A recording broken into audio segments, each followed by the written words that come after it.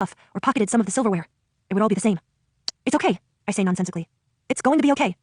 She looks at me and seems to see me for the first time. Takes in that I am dressed like her, like a servant, but that there's something off about me. Who are you? What is this place? What happened to us? I asked for her name, so I guess I should give her mine. I'm Jude. I grew up here. One of my sisters. She can take you over the sea to the human town near here. From there, you can call someone to get you, or you can go to the police, and they'll find your people. This is almost over. Sophie takes this in. Is this some kind of... What happened? I remember things, impossible things, and I wanted... No, I couldn't have wanted... Her voice trails off, and I don't know what to say. I cannot guess the end of her sentence.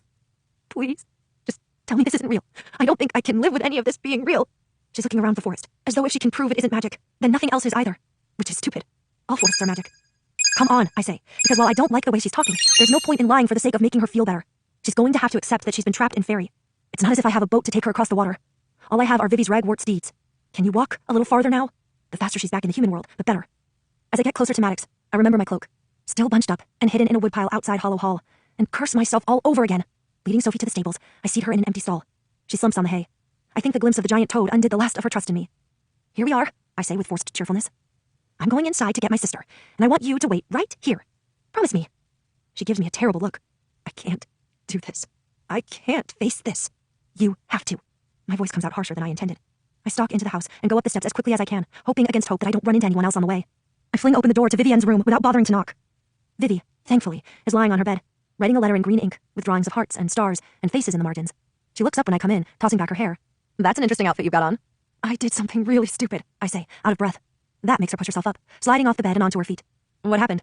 I stole a human girl, a human servant, from Prince Baelkin, and I need you to help me get her back to the mortal world before anyone finds out. As I say this, I realize all over again how ridiculous it was for me to do that. How risky, how foolish. He will just find another human willing to make a bad bargain. But Vivi doesn't chide me. Okay, let me put on my shoes. I thought you were going to tell me you killed someone. Why would you think that? I ask. She snorts as she searches around for boots. Her eyes meet mine as she does up the laces. Jude, you keep smiling a pleasant smile in front of Maddox, but all I can see anymore is bared teeth. I'm not sure what to say to that. She puts on a long fur-trimmed green coat with frog clasps. Where's the girl? In the stables, I say. I'll take you. Vivi shakes her head. Absolutely not. You have to get out of those clothes, put on a dress, and go down to dinner and make sure you act like everything's normal. If someone comes to question you, tell them you've been in your room this whole time. No one saw me, I say. Vivi gives me her best fish-eyed look. No one? You're sure? I think of Cardin, riding up as we made our escape, and of the guards, whom I'd lied to. Probably no one, I amend. No one who noticed anything. If Cardin had, he would never have let me get away. He would never have given up having that much power over me. Yeah, that's what I thought, she says, holding up a forbidding long-fingered hand. Jude, it isn't safe. I'm going, I insist. The girl's name is Sophie, and she's really freaked out. Vivi snorts. I bet. I don't think she'll go with you. You look like one of them. Maybe I am more afraid of my nerve running out than anything else. I worry about the adrenaline ebbing out of my body, leaving me to face the mad thing I have done. But given Sophie's suspicion of me, I absolutely think that Vivi's cat eyes would be enough to send her over the edge. Because you are one of them. Are you telling me in case I forgot? Vivi asks. We've got to go, I say. And I am coming. We don't have time to debate this. Come then, she says. Together we go down the stairs, but as we are about to go out the door, she grabs my shoulder.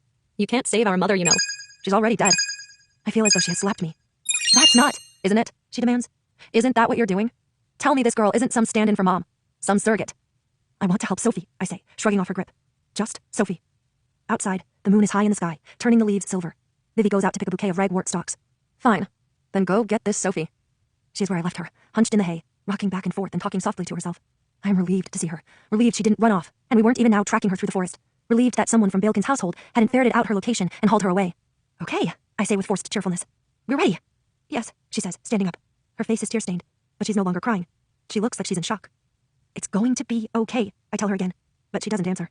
She follows me mutely out behind the stables, where Vivi is waiting, along with 2 raw-boned ponies with green eyes and lacy manes. Sophie looks at them, and then at Vivi. She begins to back away, shaking her head. When I come near her, she backs away from me, too. No, she says. Please, no. No more, no. It's only a very little bit of magic, Vivi says reasonably.